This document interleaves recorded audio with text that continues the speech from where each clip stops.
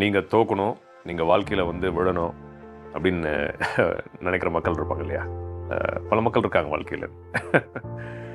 ஒன்று ஸ்ட்ராங்காக சொல்லிக்கிறேன். என்னோட புரிதல், வாழ்க்கை உண்மை. கடவுள் நீங்கள் நம்பிக்கை இருந்தால் ஓகே, இல்லாட்டாலும் பரவாயில்ல. அந்த சக்தி இருக்கு இல்லையா, யூனிவர்ஸ்னு சொல்லிக்கோங்க, whatever works for you. இந்த மாதிரி மனுஷங்களுக்கு முன்னாடி ஏதாவது ஒரு விதத்தில் உங்களை பிளஸ் பண்ணுவார். அவங்க எதிர்பார்க்காத ஒரு நல்ல விஷயம் உங்கள் வாழ்க்கையில் நடக்கும். அது அவங்க கண்ணு முன்னாடியே நடக்கும். இதை நம்புங்க. ஸோ இது வந்து ஒரு ரொம்ப முக்கியமான ஒரு வாழ்க்கையில் நம்ம எல்லாரும் ஃபேஸ் பண்ணுற ஒரு விஷயம். ஸோ அதனால் உங்களை யாராவது அந்த மாதிரி சூழலுக்கு உள்ளாக்குனாங்கன்னா நான் சொன்னது தான் ஞாபகம் வரணும். உங்களுக்கு ஏதோ ஒரு பெரிய பிளெஸிங் வருதுன்றது தான் உண்மை. ஏன் நான் சொல்கிறேன்னா, இந்த மாதிரி பல தடவை என் வாழ்க்கையில் நடந்திருக்கு.